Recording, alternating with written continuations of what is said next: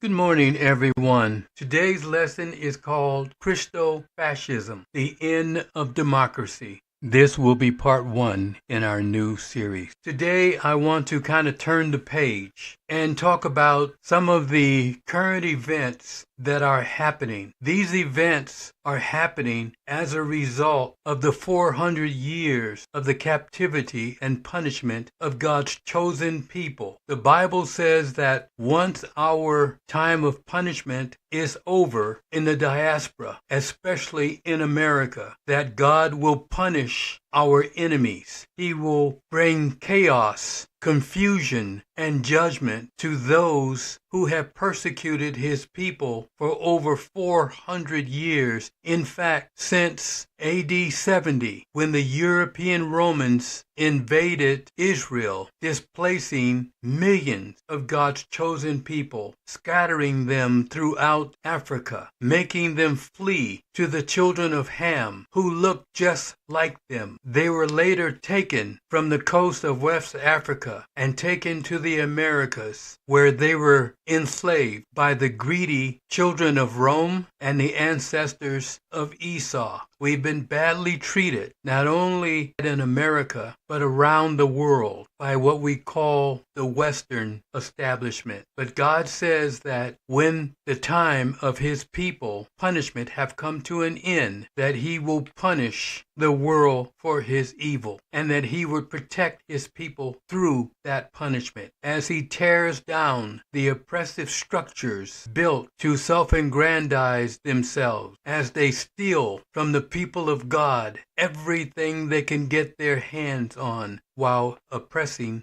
God's chosen people. Today we're going to talk about the beginning of the end of the Western civilization. They have come up with a new form of government. It's called Christo-Fascism, and it will bring an end to democracy and freedom as we know it. It will fracture the alliances between Western nations. It will bring division to the Anglo cohesion of nations that have been used to oppress God's holy people, that has been used to colonize the world and then to pillage the world for everything they could get out of it. All of this is beginning to come to an end. So let me jump in to this subject so that we understand the steps that God has taken to dismantle the power structures of this world. And remember why all of this is happening is because it is the direct result of the oppression of God's chosen people. Let us open up in a word of prayer. Dear Yeshua, we ask your blessing upon this lesson. We ask that you open up our ears, unshackle our mind, and open our hearts that we might be able to understand the lesson today, that we might comfort ourselves that you are in charge. No man, no force can stand against you, because you are the Lord of lords and King of kings. Let us all bow the knee to you. Let us trust in you. Let our hearts not be afraid as we see the world crumbling around us. It is not our world. We did not build it. It is the world of our enemies, as you have prophesied that you would do to them worse than what they've done to us. In Yeshua's holy name we pray. Amen and amen. Let's jump in.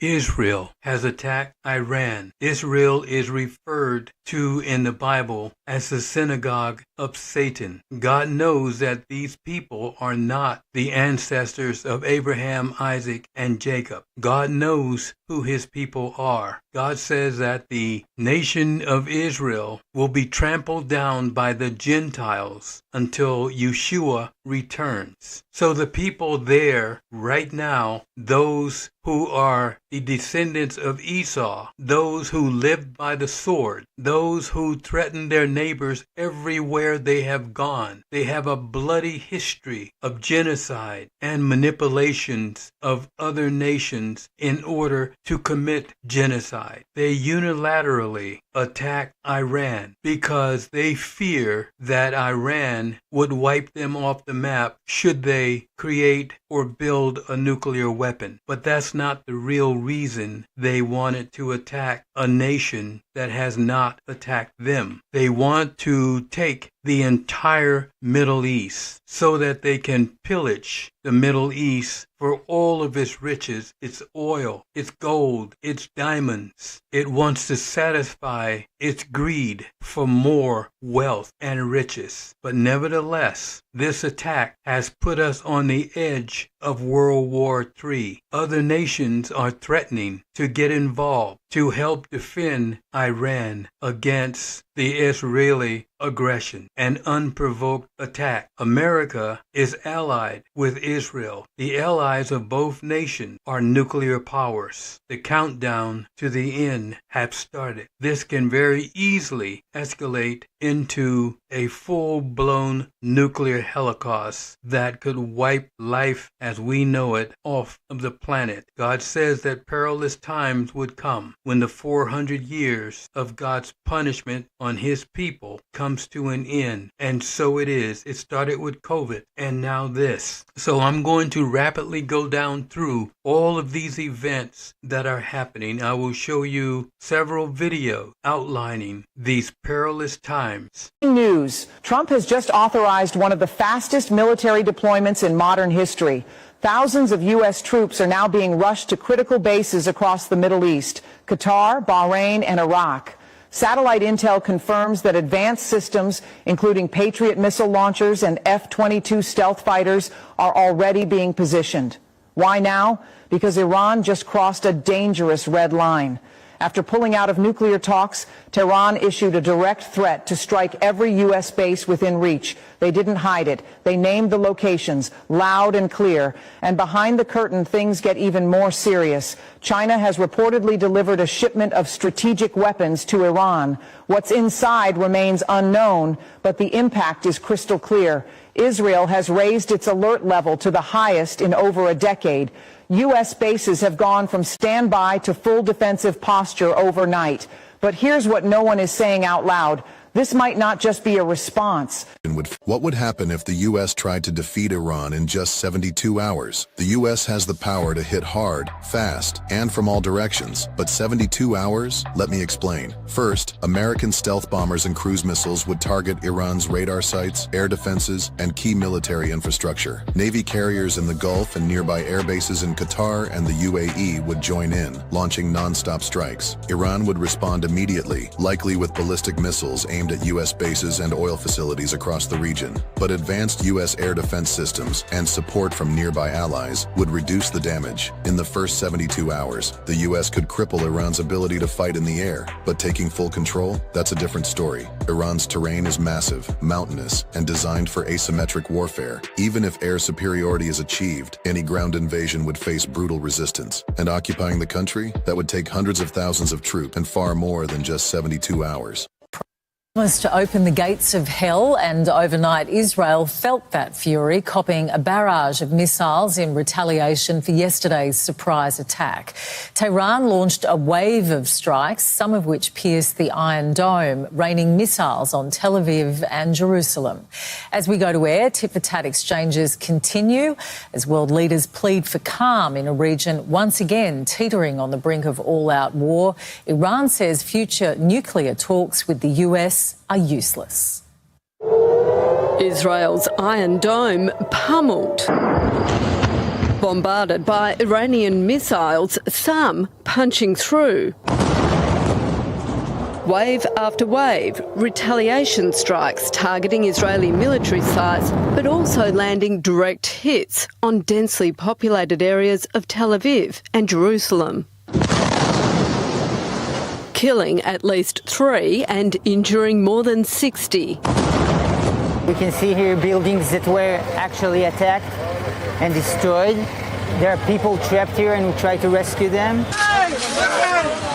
Melbourne tourist Gideon Cohen was caught in the crossfire near Tel Aviv. I waited by a bomb shelter sort of by the beach until sort of around 8 p.m. and that's when we got red alerts, and then I started to see missiles that were flying overhead. He filmed them as he headed underground to shelter for hours with strangers, receiving red alerts throughout the night. Usually the Iron Dome seems like it's pretty foolproof, and this has been a pretty big shock. I think like when I went to the bomb shelter for the second round, just now at around 1 a.m, the mood definitely felt like it had changed a lot. Aussie Olympic gold medalist Nova Peris caught two. It's after 2 a.m. here in Israel. I'm with 11 other Australians. The last 4 to 5 hours have been extremely frightening and distressing. Israel's Defence Minister called the strikes the crossing of all red lines. But to many, it was the inevitable response a day after Israel's unprecedented attack on Iran. More is on the way. The regime doesn't know what hit them. They don't know what will hit them. Dubbed Operation Rising Lion, Israel's first hit killed 78 people. In the past 24 hours, we've taken out top military commanders, senior nuclear scientists, the Islamic regime's most significant enrichment facility, and a large portion of its ballistic missile arsenal. At an emergency UN meeting, Russia, the first Security Council member to speak, backed Iran, which called the aggression a declaration of war. These atrocities constitute clear act of state terrorism and flagrant violation of international law. The United States at the forefront must understand that they are complicit by aiding and enabling these crimes. The US is denying involvement. The United States was informed of the strikes ahead of time, but was not militarily involved in these strikes. It's urging diplomacy, but has already moved its warships closer to Israel. 2 guided missile destroyers are now headed for the eastern Mediterranean. The US warning Iran it must broker a nuclear deal. As President Trump has repeatedly said, this dangerous regime cannot be allowed to have nuclear weapons.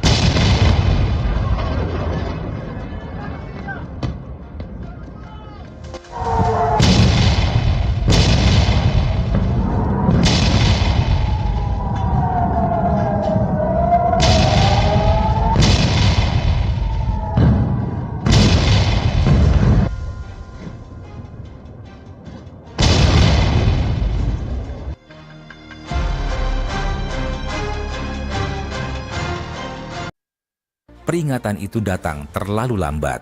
Ledakan pertama menghancurkan cakrawala ikonis kota, menyemburkan asap dan puing-puing ke udara.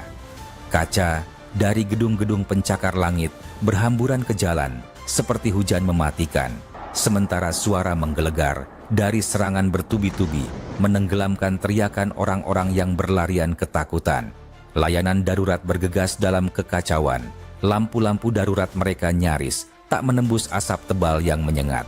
Bangunan-bangunan yang dulunya menjadi simbol modernitas Israel kini berubah menjadi puing-puing yang membara. Ini bukan sekadar serangan, ini adalah pesan yang ditulis dengan api dan baja. Pembalasan Iran telah tiba dengan kekuatan yang menghancurkan.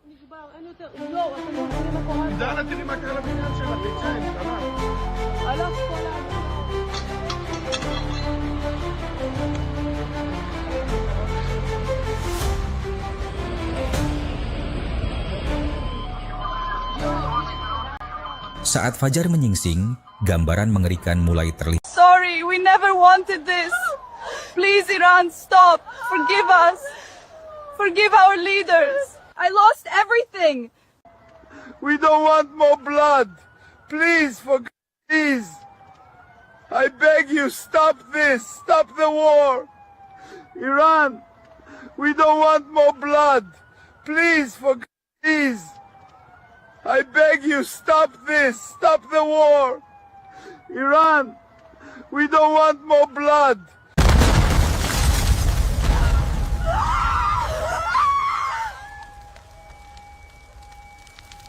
We appeal to Muslims, forgive us.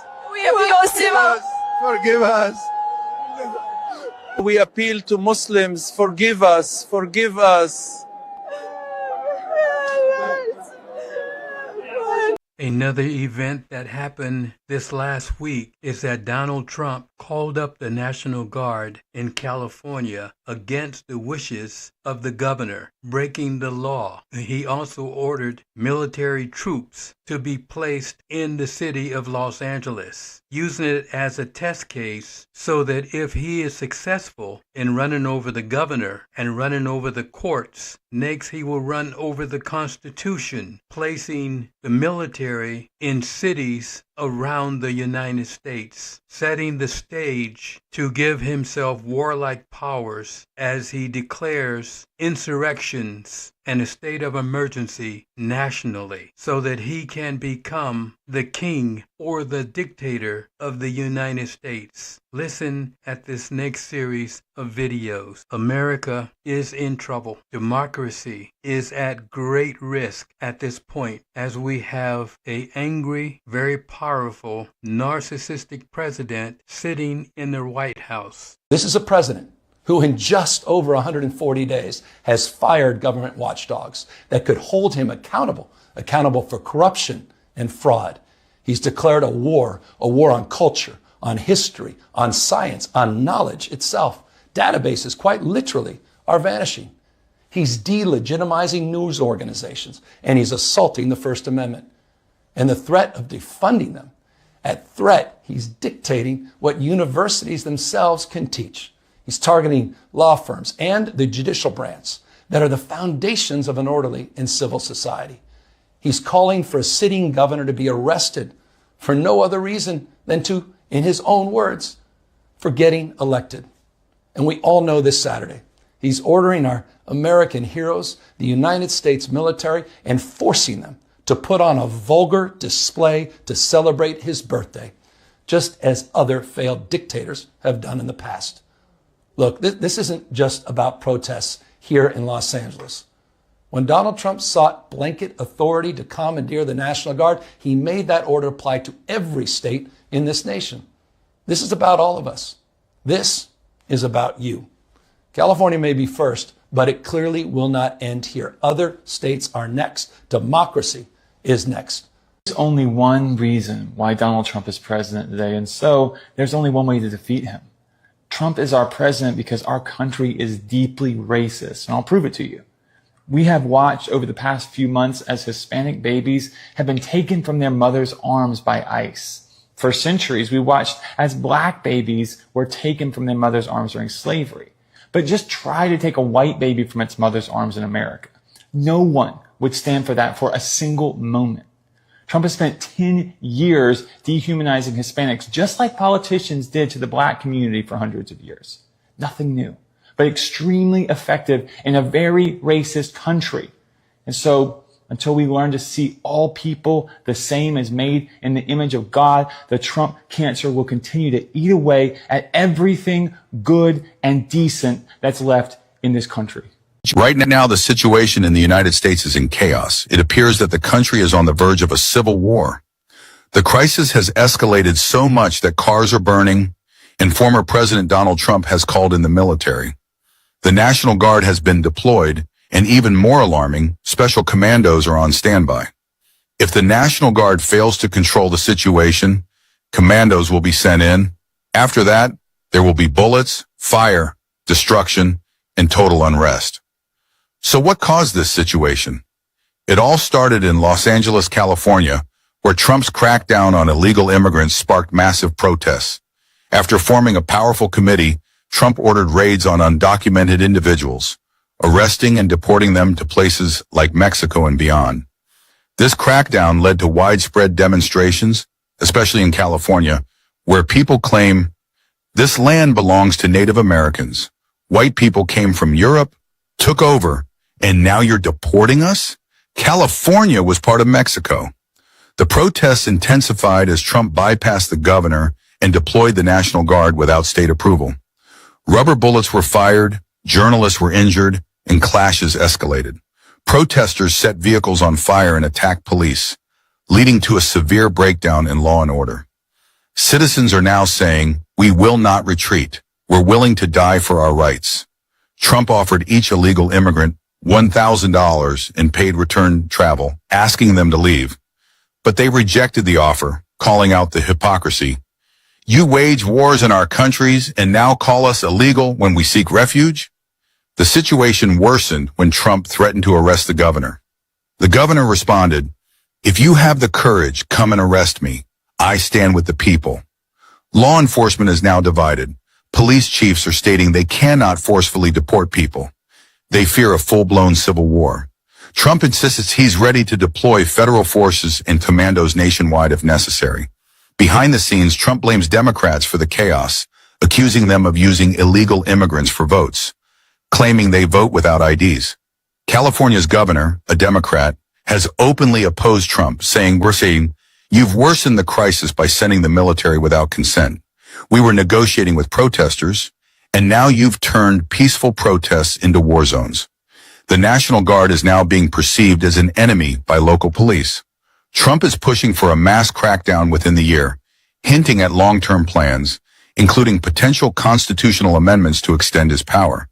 The fear is that if these protests spread beyond California, the situation could spiral out of control. State after state might rebel. In 2020, some states even threatened to arrest Trump if he landed without approval. When police and military forces stand against each other, the danger is unimaginable. The country is nearing civil war, and if Trump continues this aggressive path, America might fail. Breaking news. Trump ordered the military to liberate Los Angeles. As California plunged into unimaginable chaos, a large number of U.S. troops have been deployed. Whose advice should the United States National Guard follow? Just moments ago, Trump officially authorized federal troops to enter California. Tanks rolled onto highways. Armed patrols locked down city centers. Thousands of National Guard units have been mobilized under federal command. Yet California's governor openly defies Washington, calling the deployment an illegal occupation. For the first time in decades, two governments inside America are issuing directly conflicting orders to the same military. The National Guard is now caught between two chains of command: follow the president's federal activation or obey the state governor's authority. Constitutional experts call this a ticking time bomb. If shots are fired under these conflicting orders, America may face its most dangerous domestic crisis since the Civil War. But the real question is, when America is divided, who commands American soldiers? This is the first time in my lifetime that I've seen something like this. This gentleman who has been manhandled by government officials, Trump officials, if you will, in the state of California. This person is a sitting U.S. senator, one of two senators representing the people of California. Because he is a minority, he's being treated like a common criminal, and they know exactly who he is. This incident happened last week in the federal building where he works in the state of California. They tried to lie. Trump officials tried to lie and say they did not know who he was. But then later, video footage came up where someone actually recorded the whole thing, where he did identify who he was and his position in the U.S. Senate. It didn't matter. The only thing that matters is Trump's orders, even if it violates an individual's civil rights, even if that person is a member of a co-equal branch of government. If they'll do this to him, what will they do to just a common citizen of the United States?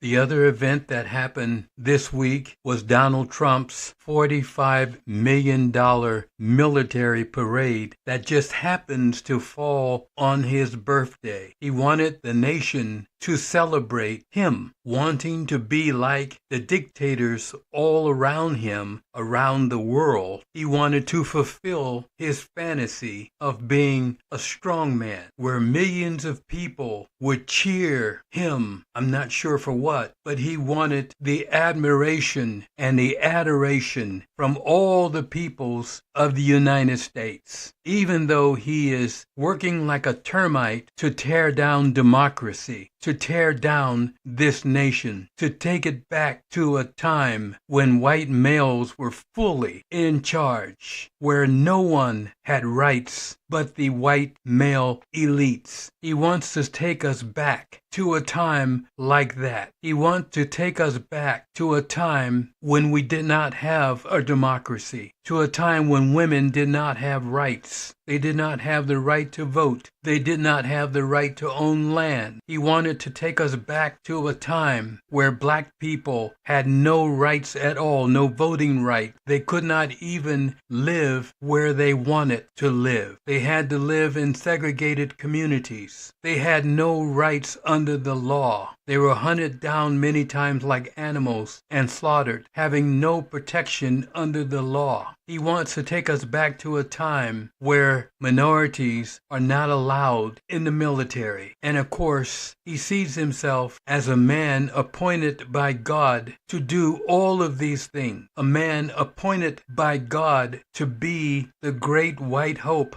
of a white society. He feels he has a mandate to make America white again. Look at this next series of videos. Unfortunately, America does not see it that way. America will not go backwards. God's people will not go back into the shadows. He was very disappointed on his birthday because his military parade did not produce the numbers of people that he thought it would produce. He saw himself as the great white hope. However, only 8,647 others felt the same way. In comparison, at the same time, over 5 million people who do not want to have a king over them, who do not want to have a dictator over them, who do not want to see the end of democracy. They were marching on the streets with signs saying, "No kings here." As you go through these next set of videos, look at the crowd that came out for the No Kings Day nationwide day of defiance versus those loyalists that came out to see his pitiful parade.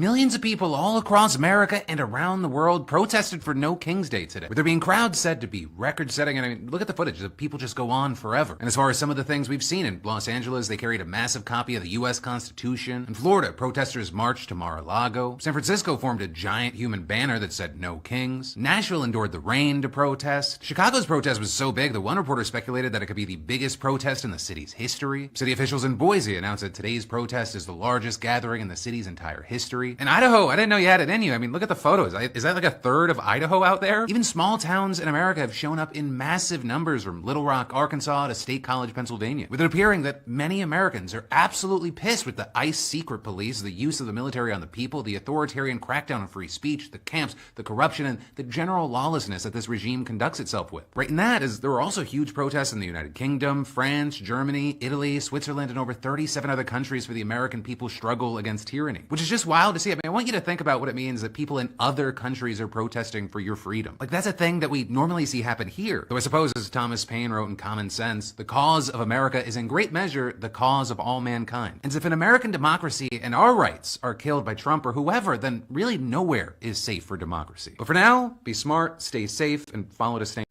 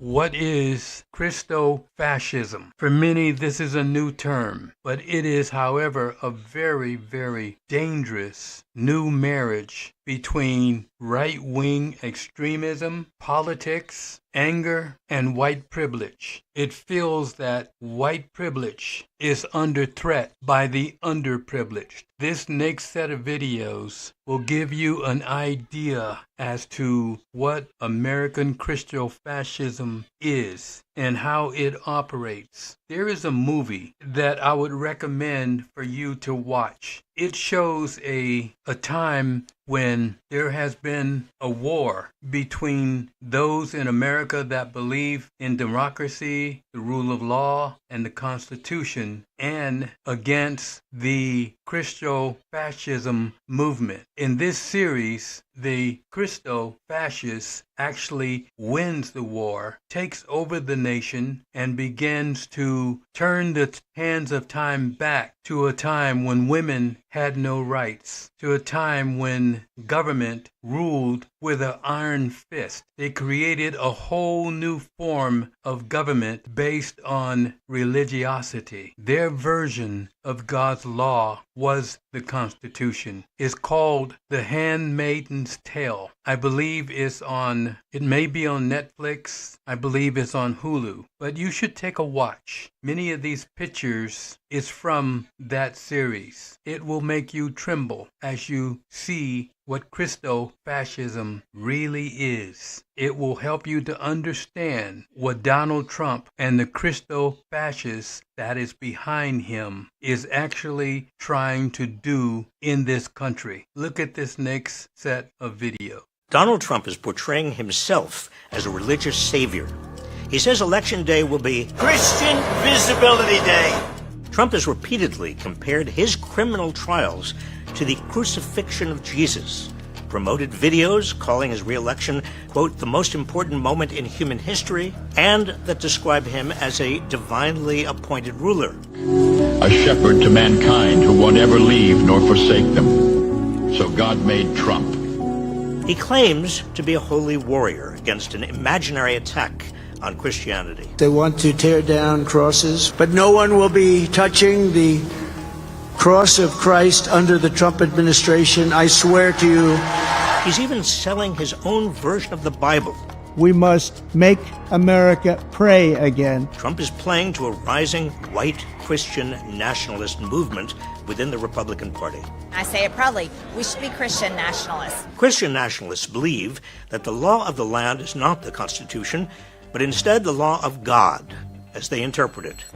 Trump's supporters are increasingly overt in their calls to replace democracy with a MAGA theocracy. The church is supposed to direct the government, and I'm tired of this separation of church and state junk. We're meant to be a Christian nation. We should be a Christian nation. Welcome to the end of democracy. We're here to overthrow it completely. We didn't get all the way there on January 6th, but we will endeavor to get rid of it and replace it with this right here. That was a cross he was holding. The idea that the will of voters is irrelevant because God has anointed Trump was a recurring message in the efforts to overturn the 2020 election. Because it is not Joe Biden that rules this country. Jesus Christ is the king of everything in this world. Christ is king! Christ is king! Christ is king! In previous videos, I've highlighted how MAGA Republicans have embraced core elements of fascism. The combination of fascism and Christian nationalism is called Christo-Fascism, a term first used half a century ago by the theologian Dorothy Zola. Fascists rise to power by characterizing their opponents as subhuman. Christo-Fascists take it a step further by casting opponents as not just subhuman, but actually demonic. People like Nancy Pelosi, she's a demon. Framing opponents as enemies of God makes violence against them not only seem justifiable, but divinely sanctioned and almost inevitable. We are going to put on the armor of God.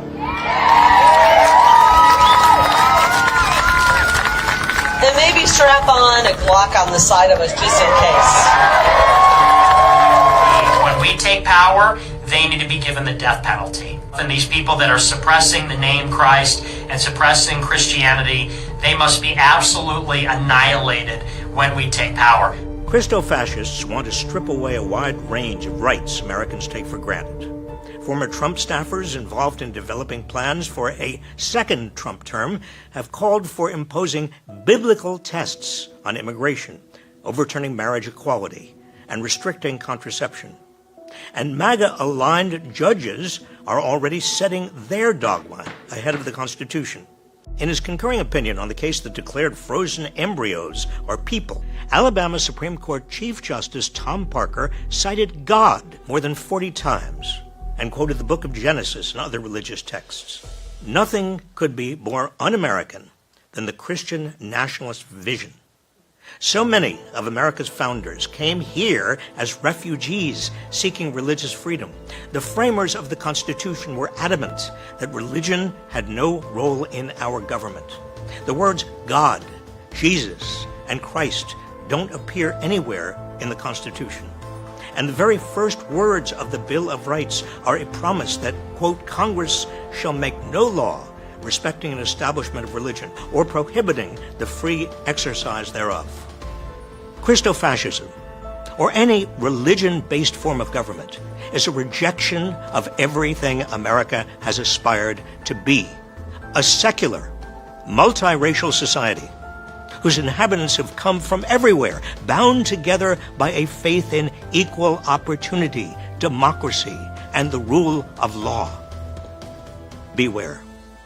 This next video is a march that took place in Fort Worth, Texas, protesting against Christo-Fascism. America was not founded on Christianity. This is why Christianity is not mentioned in the scripture at all. Christianity is not mentioned in the Constitution at all, nor is Jesus Christ. And I will remind you also that Christianity is something that should not be forced on anyone. I also will remind you that Christianity is a false religion that was made up by Constantine 325 years after the death of Yeshua. It is not the way. It is not the way of Yeshua. It is a religion made up to control the people of the Roman Empire, to give them a unifying message and religion that would cause cohesion between the different warring factions within the Roman Empire. It was taken to the extreme in the Dark Ages. For 1,000 years, the Catholic Church put Europe under religious law as they saw it. It was a nightmare. It was a time of torture and persecution of individuals based on the whims of religious zealots. Christianity is also a religion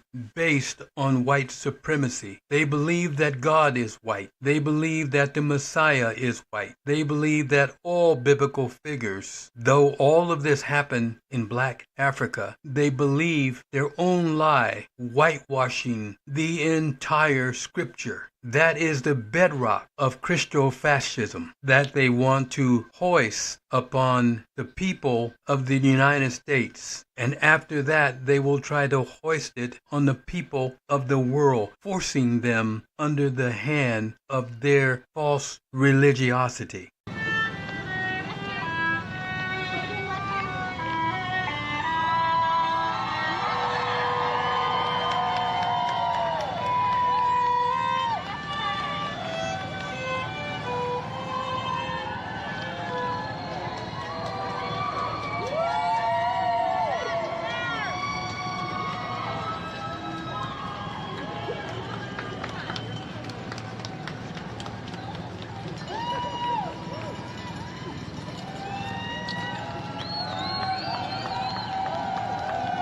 This is one of the scenes from that series. The military controlled the streets and enforced religious law, forcing people to bow the knee to their religion, hanging people when they did not comply to every jot or tittle of their false religion, terrorizing women, raping women was the norm in this tale. Here is yet another scene from The Handmaid's Tale. This is the scene when they went to Washington, D.C. All of the women in red are handmaidens. They can be raped by the men who were called commanders at any time. Their only responsibility was to have children for their commanders. And then the children was taken away from them and given to women that was just a bit higher on the totem pole from them. This was their new orderly society. It was a absolute police state. This is what they're trying to accomplish in the United States. What are they going to do to all of the non-Christians, to the Muslims, to the Buddhists, to the atheists, to the agnostics? What are they going to do to them? They're going to torture them and then put them to death if they do not comply. This is what Christo-Fascism is, and this is what they're trying to implement in the United States by manipulating Donald Trump. But as committed as I am to bipartisanship, I'm also not going to mince words with you about the crisis that we face at this moment. Because the crisis that we face at this moment is deeper than the contest between the political parties. And it's deeper than ideological differences between liberals and progressives and conservatives and moderates. This is a crisis about the very character and nature and substance of our republic. About whether we will adhere to our Constitution, whether the most powerful officials in the country are bound by the rule of law,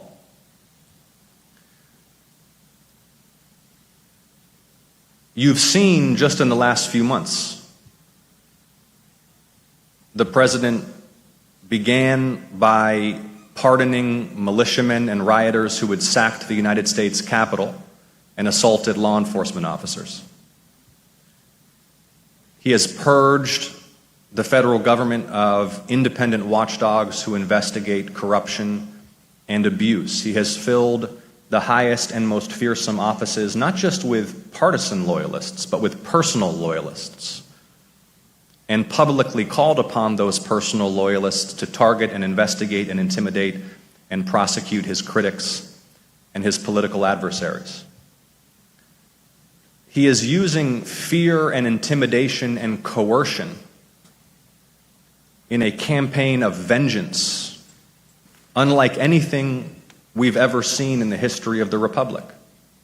We have never seen a president commit themselves to the destruction of their political opposition through the use of official power. It has never happened in the United States before. And that's exactly what we're seeing right now, and it should chill us all to the bone regardless of our political party. Now, I've got a lot of Republican colleagues I admire and respect, a lot of Republican friends and supporters here in Georgia. One of the things I remind them is that one day the shoe will be on the other foot. Every expansion of executive authority beyond all precedent, every shattering of norms, there's a risk that one day it'll be wielded by a Democratic president. How then will those who may agree with President Trump on policy feel about this unbelievable expansion of presidential power?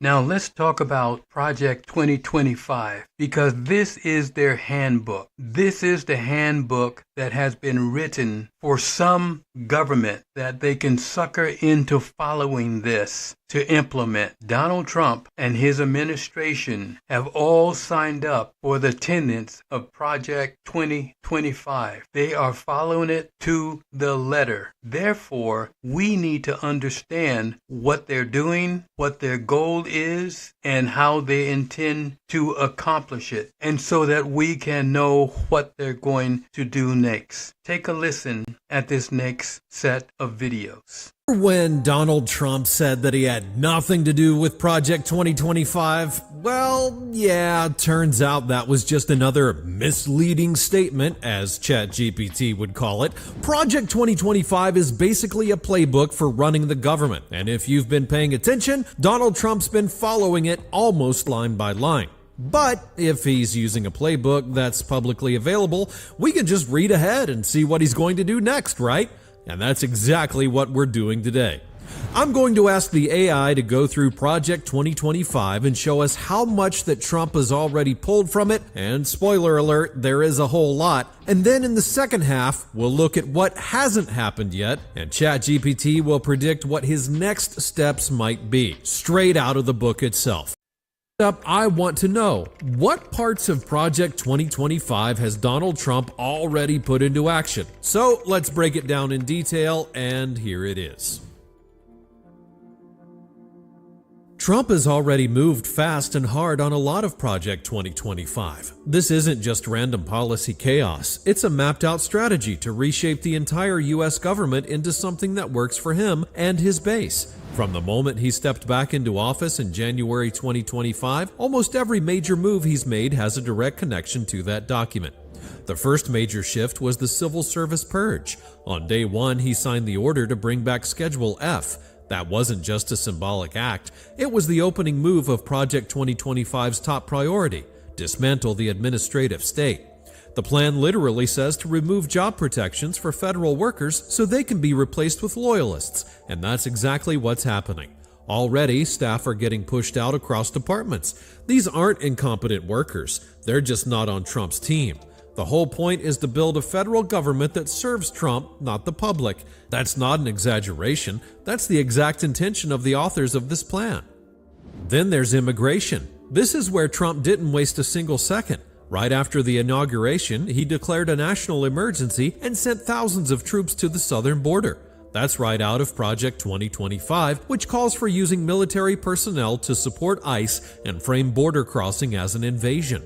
He also restarted the wall, but that's just the visible part. The deeper change is in policy. He's already cut off nearly all access to asylum, again, something the project proposed in plain language. End abuse of asylum and make the process so tight that almost no one qualifies. Then he signed an executive order that denies birthright citizenship to children born in the U.S. to undocumented immigrants or people here on temporary visas. That's a direct challenge to the 14th Amendment, and it's not some wild Trump idea. It's page 52 of Project 2025, which calls to end the unconstitutional practice of birthright citizenship. He's not hiding the source, he's just testing how far he can take it. Over at the Justice Department, the purge has been just as aggressive. He removed the FBI director and installed a new attorney general known more for political loyalty than legal skill. Project 2025 didn't just suggest this, it demands the DOJ be reoriented to reflect conservative values. One of its goals is to flip the Civil Rights Division so it goes after anti-Christian and anti-white discrimination. Trump's DOJ is already shifting focus away from protecting minorities and instead investigating diversity programs like they're some kind of crime.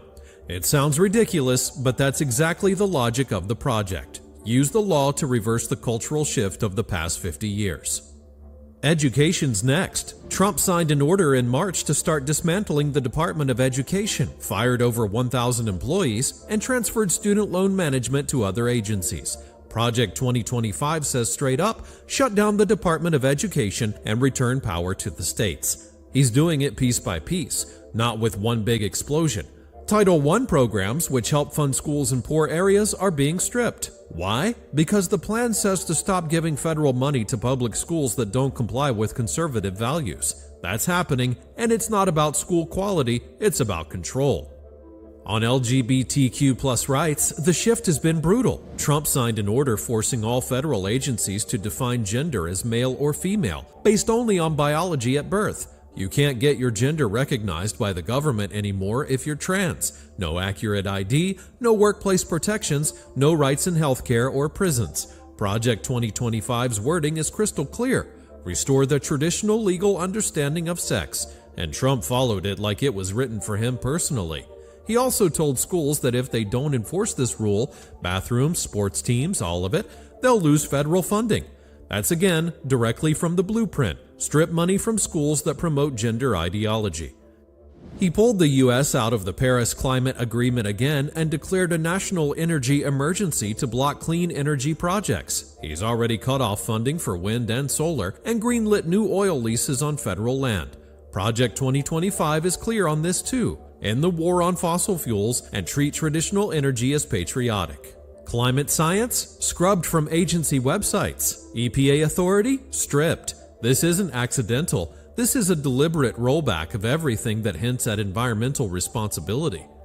Voting rights are already under attack. Trump signed an order demanding states purge their voter rolls, require proof of citizenship to vote, and ban any federal agency from coordinating with social media on misinformation. Project 2025 outlines all of these steps in its election integrity section, even though what it really means is voter suppression. These moves don't just affect red states, they set the standard for the whole country. It's about shrinking the electorate in a way that hurts younger voters, immigrants, and people of color, the voters Trump fears the most. And while he claims to be defending free speech, the opposite is true. His order to ban federal officials from working with tech platforms to flag misinformation has already tied the hands of public health agencies and election boards. Project 2025 said the government should not be allowed to pressure or partner with tech companies, even to fight disinformation. Sounds like a freedom move until you realize it opens the floodgates for lies, chaos, and conspiracies. That helps Trump, and that's the whole point. So yeah, Trump hasn't just checked a few boxes from Project 2025, he's following it like a manual, using executive orders, regulatory changes, and personnel purges to reshape the U.S. government from the inside. This is what it looks like when a president returns to office not just with power, but with a plan to never let it go again. And the scary part, he's just getting started.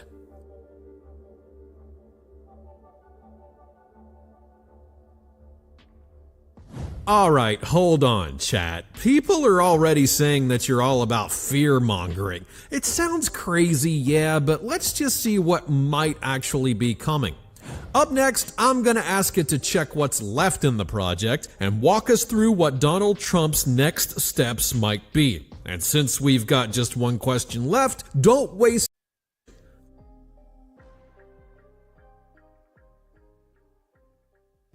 Okay, ChatGPT, go ahead and predict the next steps if Donald Trump keeps on following Project 2025. And here we go.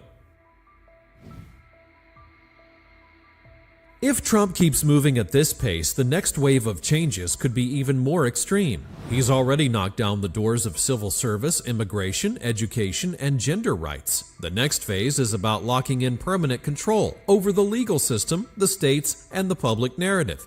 First, expect a major expansion of presidential power over federal agencies. Project 2025 wants to give the president total authority over DOJ, FBI, Federal Reserve, CDC, all of it. This isn't theory. The plan explicitly calls for removing their independence and making them accountable only to the White House. Trump's already started with DOJ and FBI, but next will likely be the Federal Reserve.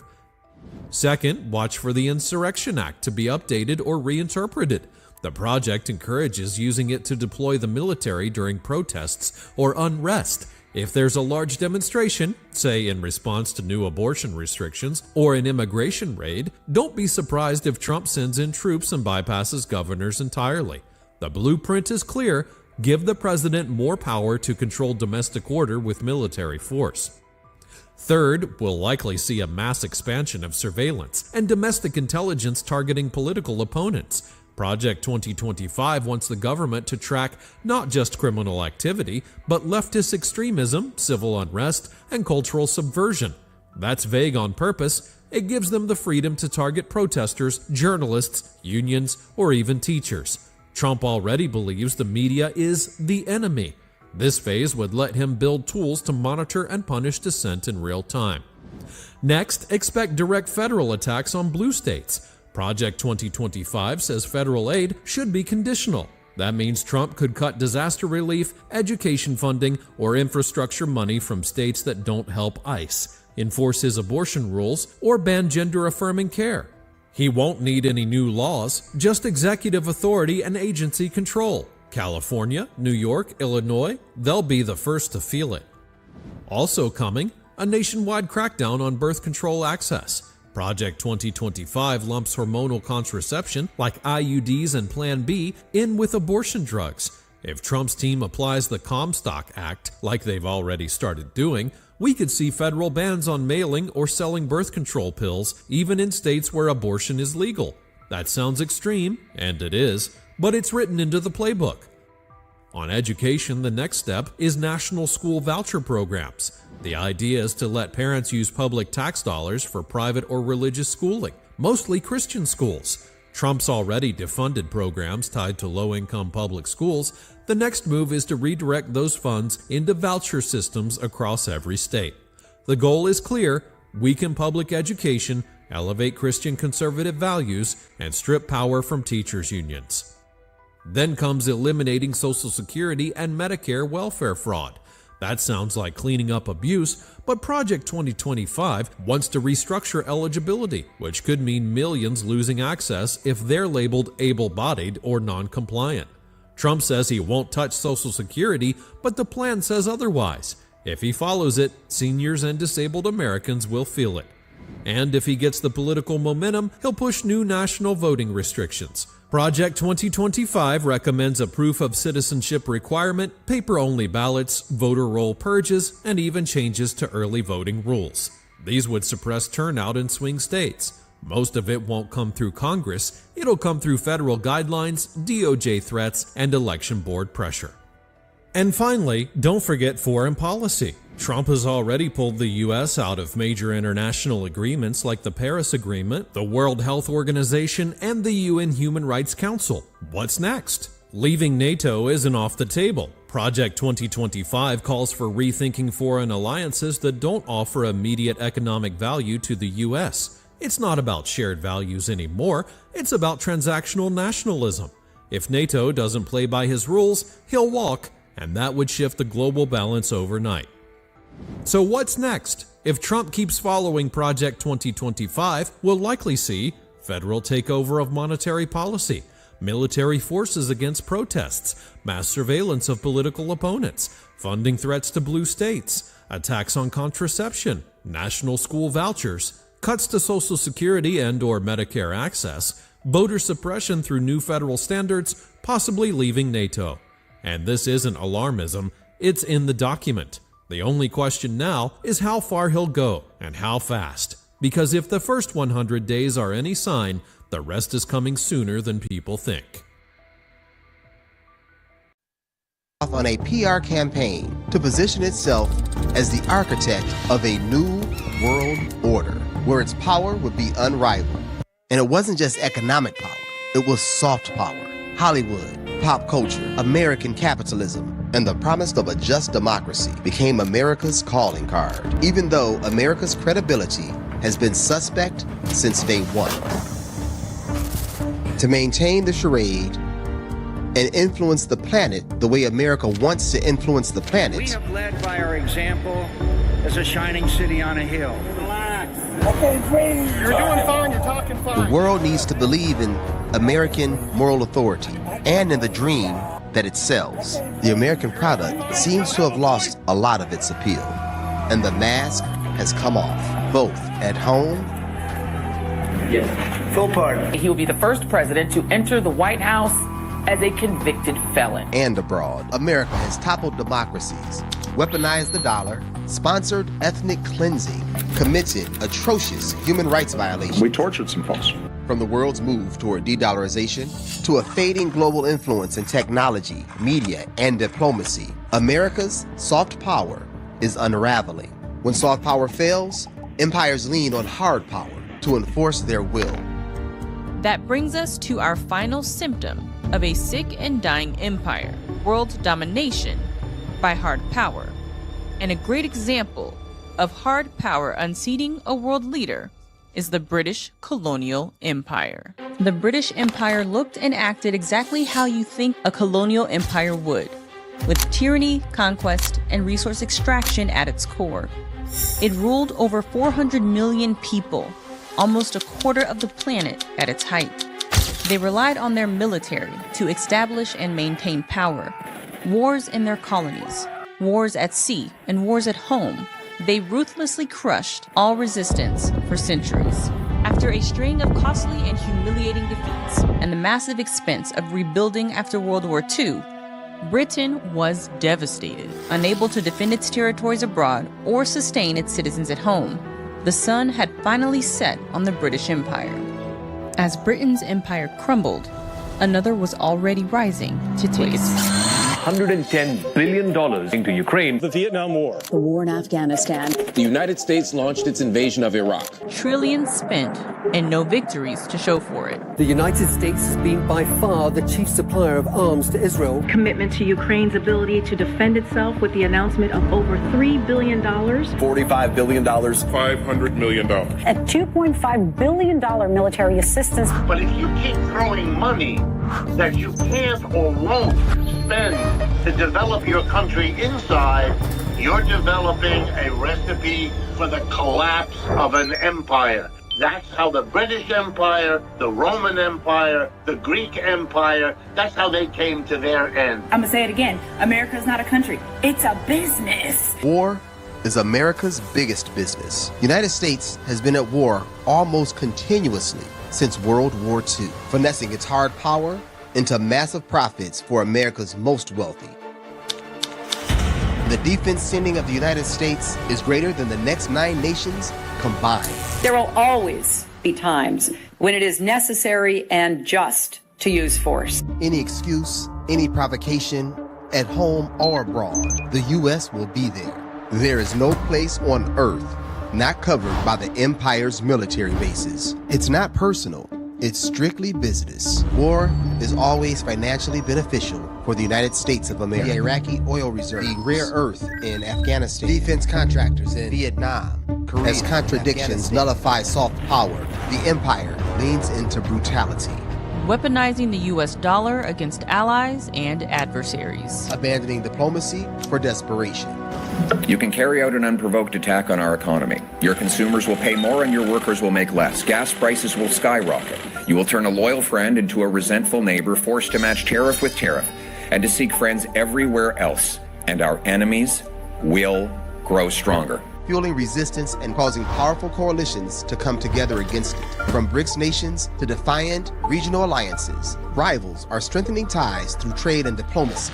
You can always count on the Americans to do the right thing after exhausting all other possibilities. In the end, America will not be conquered by outside powers. She'll collapse under the weight of her own arrogance and contradictions. The empire's foundation rots from within, weighed down by corruption, debt, and a military that serves profits over people. In the end, it won't be an enemy's army that brings the U.S. down. The military-industrial complex is the one that benefits from this. What happens when this thing collapses? What happens when the columns start buckling? Are we not in some early stage of that at this present hour? Are we seeing like the collapse? I am out of time, so we will pick this up next week, where we will do the second segment concerning this important, timely subject. Until next week, may God richly bless each and every one of you. If you have any questions or comment, please leave me a comment or a question, and I will get back with you. Until next week, shalom.